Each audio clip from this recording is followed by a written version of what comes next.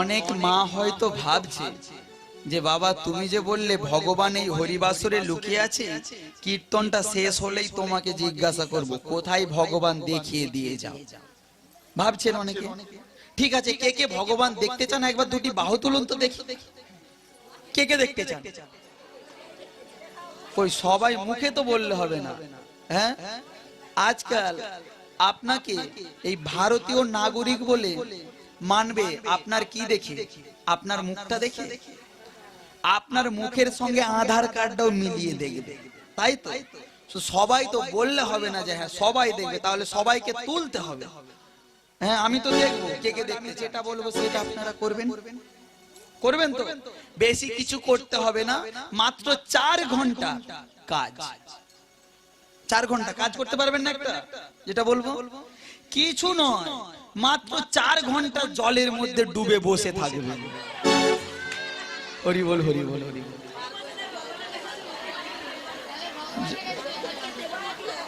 জয় রাধে, জয় রাধে। আস্তে আস্তে আস্তে। এত হইচই করলে হবে মা? হ্যাঁ, কথাতে কি আছে বলুন তো? কথা বুঝলে এক, না বুঝলে অন্য এক, তাই তো? ধরুন আজকের আপনাদের এই হরিবাসরে কীর্তন হচ্ছে, আজ থেকে আপনারা 30 বছর আগে পিছিয়ে যান। 30 বছর আগে পিছিয়ে যান। 30 বছর আগে কি কীর্তন গান হতো না? কি দাদু আপনি তো ভালো জানেন, তখন কীর্তন গান হতো না? আগে হতো তো, কিন্তু তখন কি এই আপনাদের গ্রামে এত সুন্দর পাকা রাস্তা ছিল? এত গাড়ি বাড়ি ছিল? কিছুই ছিল না। ওই পাড়ায় যদি কীর্তন হতো তাহলে এই পাড়া থেকে সবাই হেঁটে হেঁটে যেত কীর্তন শুনতে, তাই তো? আবার রাস্তা দিয়ে ঘুরে যেত না, মাঠের মধ্য দিয়েই চলে যেত, কোনটা যাতে শর্টকাট হয়, যত তাড়াতাড়ি যেতে পারে, বেশি হাঁটতে হবে না। ঠিক এই রকম একদিনে একটা ঠাকুমা কীর্তন শুনতে যাচ্ছে। বুঝতে পেরেছেন? মন দিয়ে শুনুন। একটা ঠাকুমা কীর্তন শুনতে যাচ্ছে। এবার কীর্তন শুনতে যেতে যেতে মাঠের মাঝেও চলে গেছে, আর ঠাকুমার কি জোরে পায়খানাও লেগেছে। বুঝতে পেরেছেন? এবার ঠাকুমা ভাবছি কীর্তন শুনতে যাব, পায়খানাটাও তো লেগেছে, চলেও যাব, যদি আবার বেশি বেগ মারে তাহলে উঠে আসতে হবে। হ্যাঁ, তারপর বলে ওই তো, ওই তো না কীর্তন দলটা হেঁটে হেঁটে যাচ্ছে, তো ওরা যাবে টিফিন ফিফিন খাবে, তারপর আসলে যাবে, তখন কি আমার মাল ঝাড়া হয়ে যায়। হ্যাঁ, ঠাকুমা কি করেছে এইবার?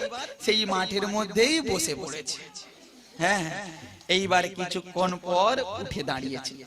জানেন বাবা, মায়েদের একটা সুন্দর স্বভাব আছে, কি বলুন তো? পায়খানা করে উঠে দেখে পিছন ফিরে যে কতটা মাল ঝেড়েছে, তাই না? এবার ঠাকুমা যখন ঘুরে তাকিয়েছে, ঠাকুমা যেখানে পায়খানা করছিল না, সেখানে একটা কুল গাছ ছিল, সেই কুল গাছের গোড়ায় পায়খানা করেছে। আর ঠাকুমা উঠে যখন ঘুরে তাকিয়েছে, কি দেখলো?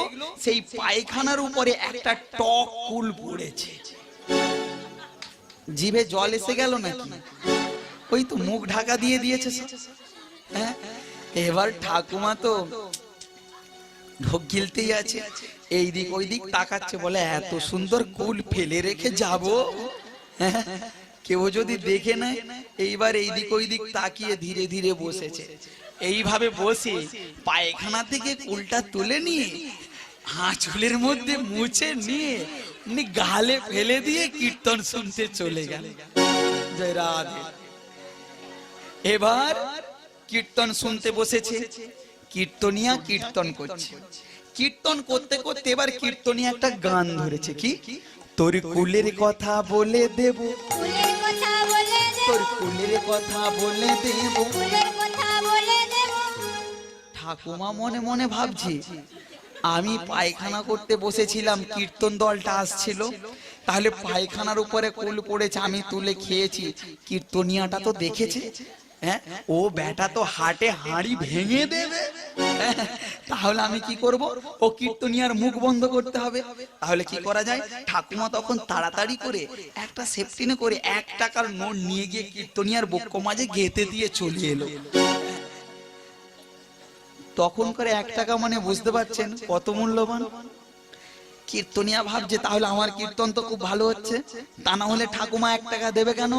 হ্যাঁ, তখন কীর্তনিয়া আবার গানটা ধরেছে, তোর কুলের কথা বলে দেব,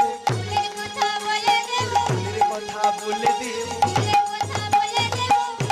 ঠাকুমা মনে মনে ভাবছে এই 1 টাকাতে কীর্তনিয়ার মন ভরেনি, হ্যাঁ, আর একটু বেশি করে দিতে হবে। হ্যাঁ, তাহলে ওই টাকাটা একটু ডবল করে দিই। এবার ঠাকুমা কি করলো, আবার একটা সেফটিনে করে 2 টাকার নোট নিয়ে গিয়ে বক্ষ মাঝে গেঁথে দিয়ে চলে এলো। কীর্তনিয়া মনে মনে ভাবছে এত ভক্ত বসে আছে, কারোর গান ভালো লাগুক বা না লাগুক, এই ঠাকুমার গান খুব ভালো লেগেছে। হ্যাঁ, এইবার তখন কীর্তনিয়া তো ঘুরে ঘুরে কীর্তন করছিল, ঘুরে ঘুরে কীর্তন বন্ধ করে দিয়ে ঠাকুমার দিকে তাকিয়ে বলছে, তোর কুলের কথা বলে দেব, তোর কুলের কথা বলে দেব। এইবার ঠাকুমা তো খুব জোর রেগে গেছে। হ্যাঁ, বলে তোকে 1 টাকা দিলাম হলো না, 2 টাকা দিলাম তাও হলো না, তুই হাটে হাঁড়ি ভাঙবি, তার আগেই আমি তোর গোষ্ঠী উদ্ধার করব। এইবার ঠাকুমা উঠে পড়ে বলছে, এই মুখ পোড়া, কীর্তনিয়াকে বলছে, এই মুখ পোড়া, তুই কি বলবি? হ্যাঁ, ওই পায়খানার উপরে কুল পড়েছিল, সেটা আমি তুলে খেয়েছি, সেটা বলবি তো? নে বল, তুই সবাইকে বলে দে। কীর্তনিয়া মনে মনে ভাবছে, যা বাবা, আমি তো ভাবছিলাম মনে হয় ঠাকুমার খুব ভালো লাগছে কীর্তন, আমাকে টাকা দিচ্ছে, আমাকে উল্টে আবার গাল খেতে হলো। হ্যাঁ, এ পায়খানা কুলে কি রে বাবা, আমি তো কিছুই বুঝতে পারছি না। হে ভক্তমণ্ডলী, কি করে বুঝবে? কারণ কীর্তনিয়া তো কীর্তন করছিল কি, নৌকা বিলাস লীলা করছিল, আর সেই নৌকা বিলাস লীলাতে বড়াই মা রাধারানীকে বলছে যে তোর কুলের কথা বলে দেব। হ্যাঁ, তোর কুলের কথা বলে দেব। আর এখানে ঠাকুমা ভেবেছে কি পায়খানার উপরে কুল পড়েছিল, সেই কুলের কথা বলবো। ঠিক আপনাদের অবস্থা হয়েছে তাই, তাই নয়? আমি যে বললাম যে 4 ঘন্টা জলের মধ্যে ডুবে বসে থাকুন, কেন গো মা? আমি কি একবারও বলেছি আপনাদেরকে যে আপনারা এই সামনে রূপনারায়ণ নদী, এই নদীর জলে ডুবে বসে থাকুন? খালের জলে, পুকুরের জলে, ডোবার জলে, সমুদ্রের জলে ডুবে বসে থাকুন। আমি একবারও বলেছি বাবা? বলতে পারবেন? কেউ বলতে পারবেন? আমি একবারও বলিনি। আমি কি বলেছি? যে 4 ঘন্টা জলের মধ্যে ডুবে বসে থাকুন। তাহলে কোন জলে সেটা তো জানতে হবে। কোন জলে? না হা কৃষ্ণ বলে নয়ন জলে বুক ভাসিয়ে, এই নয়নের জলে এক মন প্রাণ দিয়ে যদি গোবিন্দ চরণ তলে বসে থাকতে পারেন, তাহলে কিন্তু আপনারা ভগবানের দর্শন পাবেন। তাই আমার মহাপ্রভু বলেছেন, 7-5 মিলি নিজ দ্বারেতে বসিয়া কীর্তন করো প্রতিদিন হাতে তালি দিয়া। কি মা, ভালো লাগছে? হ্যাঁ, আরে আমাকে নয়, মহাপ্রভুর বাণীটা ভালো লাগছে। তাহলে আমরা কি সবাই একটু কীর্তন করতে পারবো? সবাই একসঙ্গে?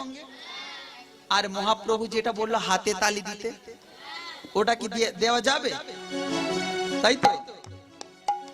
হাজারে হাজারে টিউবলাইট মারলে ভগবানকে দেখা যায় না, হাজারে হাজারে হ্যালোজিন মারলেও ভগবানকে দেখা যায় না। ভগবানকে দেখতে গেলে চাই অন্তর মাঝে একটু কৃষ্ণ প্রেম আর কৃষ্ণ ভক্তি। উলুধ্বনি তাই গৌর হরি হরি হরি।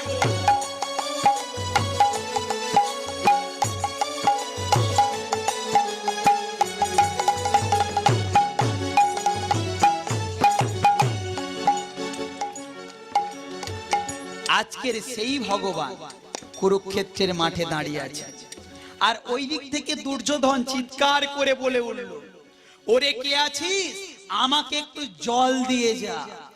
ভগবান বলে, তোর হলোটা কি? শোন, তোর মতন পাপাচারী যারা, দুরাচারী যারা, যারা হু কথায় মানুষকে মারতে তেড়ে যায়, যাদের মধ্যে অহংকার আছে, আমিত্ববোধ আছে, আমি মাস্টার, আমি ডাক্তার, আমি উকিল, আমি ব্যারিস্টার, যাদের মধ্যে এই অহংকারটা আছে, ঠিক তারাও একদিন তোর মতো এই মাটিতে মুখ থুবড়ে পড়বে, আর তাদের বদনে এক বিন্দু জল দিতে কেউ আসবে না।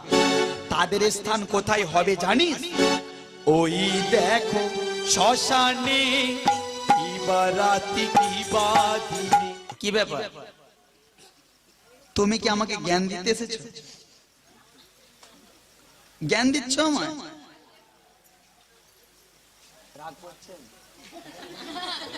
আপনাকে বলছি না, গান্ধারী বলে উঠল কৃষ্ণকে, তুমি কি আমায় জ্ঞান দিতে এসেছো? আমার 100টা ছেলেকে মেরে দিয়ে তুমি আমায় জ্ঞান দিচ্ছ?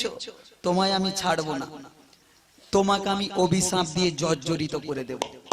শোনো কৃষ্ণ, এই কুরুক্ষেত্রের মাঠে দাঁড়িয়ে আমি তোমায় অভিশাপ দিচ্ছি। যেমনি ভাবে আমার কুরু বংশ হলো ধ্বংস, ঠিক তেমনি ভাবে তোমার 56 কোটি যদু বংশ হবে ধ্বংস।